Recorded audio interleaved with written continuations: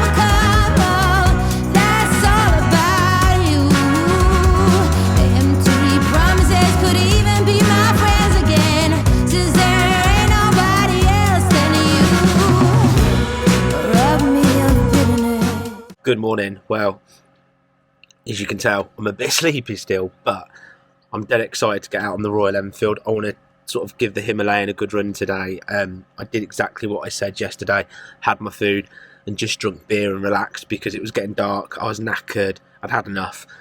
But I'm more positive today because I've had sleep, so I am generally looking forward to getting on this bike and having a good fun day. Now, one of the things I was given was this box just here, right? And this box is like a welcome pack from Royal Enfield. So just before I go, I thought I'd open it and actually see what's in it, because I've not looked yet because it was non-stop in the end yesterday, and I just chilled and edited videos last night and just enjoyed probably the last 20 minutes of sun and then just relaxed. So let's find out what's in this box, because so far, like I said, the customer service has been fantastic. So if there's some decent stuff in there, that'd be pretty cool. Okay, let's have a look. Oh, cool. We've got like a nice key ring. That's quite nice, isn't it?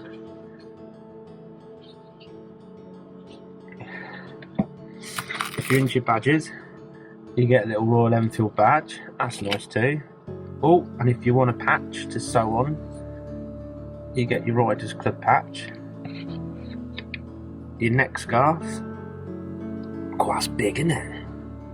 Look at that for a big neck scarf. That's massive. Or I just buy really cheap ones that are rubbish. And then let's look in here for the creme de la creme. What is this? Oh, it's a mug. Wow, Royal Enfield motorcycle way of life since 1901. Cool. That's nice, isn't it? At last, this is it. We're going to take it for a proper ride. We're going to go to the Buttertubs pass. I am excited about it. I am very excited about it. If I can get it off the centre stand. Yes. Let's go back. Except for my Royal Enfield app is not working. Come on, kick in. Otherwise I'll be pulling over again at the end of the road. Trying to get it to work. Right. Here we go then. Actually, let's just see why that's not working, because I'm going to just kick myself if I pull away beforehand. So the way this app works is pretty cool, we hope. You put it in the Royal Enfield app. It works very much like, yeah, it says it's there. Okay. Let's give it another minute or so down here and see if it kicks in, at least at the end of the road, because I don't know where I'm going from there. Yeah, the way it does work is it connects via your phone, almost like running Google Maps, but point gives you turn by turn. Basically, it's a copy of the Beeline satellite navigation system. Oh, let's go. Right, on gravel already. Oh, my back box isn't closed properly. It's a good sign. Starting my day off with the point-to-point navigation not on and my sat nav.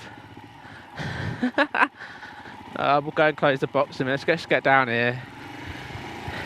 It's all good. We will get sorted. I'm not worried. Well, no. If not, it will be in my ear talking to me everywhere that we go. It's not so much fun, but hey, what can you do? Right, let's get everything sorted, shall we? Let's start again. Let's make this a chill out day and enjoy it. Right, first things first. Let's close the back box properly.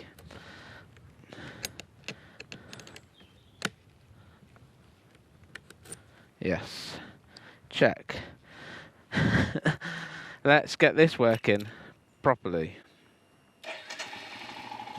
Now, interestingly, when you start the Royal Enfield Himalayan, you give it no throttle whatsoever at all. Whenever I start a bike, I always give it a little bit of throttle. It's kind of my thing. I don't know if that's what everyone else does, but this very much is just literally press. If you give it throttle, it doesn't start. So yesterday, I put some E10 fuel in it. The first thing I did, when it started, I couldn't get it to start, and it's all because of what I did. Buttertubs pass. Get directions. It's done. Navigate. It's on. Okay, we're back on. I have no idea if it wants me to go that way or that way, but it will figure it out. And then I'll say it again for the second time. You ready? Shall we start this adventure? Right, I'm going to go on this side to get on. Right, the Royal Enfield Himalayan. Let's go on an adventure. Let's start this again. You plonker. Right, let's go. You know what? I'd actually say, interestingly, this sounds, it might be I'm getting used to it, but less agricultural. I mean, I did apparently 27 miles on it yesterday. Did I? Oh, no, that's trip A. 28.8. I think it had a couple of miles on it, obviously, from the dealer when they test rode it. We're going right here if this turn-to-turn thing works. Well, no, which way is it telling me? Now. Yeah, right. Oh, right. This way? Yes! I'll get used to it. I've never ever had that kind of navigation. I've literally lived on TomTom on bikes. So it will take me a bit of time to get used to it. So if you've not seen the episode before this, obviously with me picking it up, actually it'll be probably 2 episodes before that, with me picking the bike up, riding back, putting it on the camper, that's all I did. I rode it back pretty much in the rain. It was supposed to be sunny weather, but hey ho, the weather is, you know, what it is. And then basically I rode it back, and then the plan of it was to put it in the back of the camper and head off. Well, I got sat in Friday afternoon traffic all the way here, and it took me hours and hours. And to be honest, I was pretty much done by that. I'd obviously done a lot of rushing around and stuff like that. So to be fair, what I basically did was I got there and had a few beers. So this is my proper actual ride to get used to the bike, because riding back from the dealership, putting fuel in it and going down a dual carriageway wasn't really giving me an experience of this bike at all. And I'm running it in, and obviously I'm still running it in now, so I won't be giving any sort of guns. And it felt quite alien but very nice to me. But today, it feels like I've been riding this bike for months. Like, it generally feels really good. So it has got that. I don't know if it's because the exhaust is, because the Euro 5, basically what it does is it burns the fuel more hotter. And that's, you know, for the emission side of things compared to the old bikes. And I don't know if that, like, crackle that you get is that's what I'm guessing is, it's just burning that fuel up. Now, my hardest thing today, I'm not going to lie, right, is I'm going to want to gun this bike, and I want to give it beans, and I'm going to want to be sweeping around those bends and seeing how quick I can get it, but obviously I can't. So I am going to have a chilled out adventure. This is probably going to be my first ever kind of chilled adventure, except from I'm hoping to take this bike off road. So the plan is Buttertub Pass first, and then once we've done Buttertub Pass, we will probably use the app and see if we can find some off-roading. Now, the other side of it today, unfortunately, is the weather. The weather itself is cloudy. It's supposed to be beautiful sunshine, but it's cloudy. So hopefully that some sun will break through later. We'll see. So So obviously, again, on regards to blogging and video quality, when the sun's out, it's fantastic. When it's not always the best. But anyway, we are going to have a giggle. We're going to have a laugh. So I'm going to use my turn-by-turn sat-nav to get me to Buttertub Pass.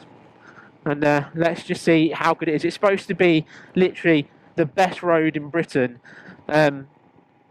So let's find out if it is the best road in Britain. And it's been used in some really famous stuff like Top Gear and other famous stuff. Top Gear's probably the most famous, to be fair. But yeah, so let's go and see it for ourselves. Let's check it out and let's see how the Royal Enfield Himalayan handles on those kind of mountainy passes. Because it's a Himalayan, it's built for this. Should be fine. And fun. 1, 2, 1, 2, 3. I've been feeling so small. Watch the clock ticking off the wall. But tonight I'm letting it go. Spend my coin for sure. I'm gonna be myself, or I could be someone else. No one's stopping me now. I'm gonna skip my breaks, I'm gonna make mistakes. I just wanna feel alive.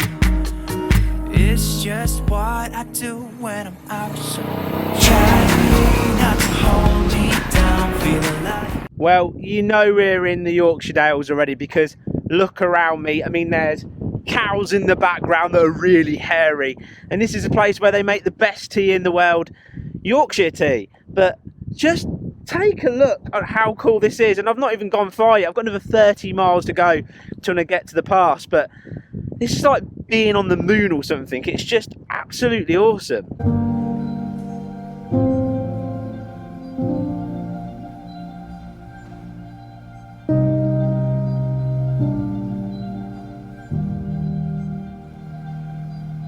Well, there are the most hairiest cows I have ever seen. I mean, just look at that. Hello, moo cows. How you doing, alright? You alright? Yeah? I'm talking to a cow. I haven't lost it. But I mean, look at that.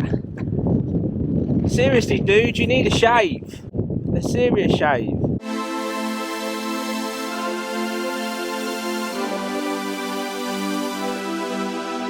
Center of attention, they all want some. I'm like fire, hot as the sun. The dance floor is burning, call 911.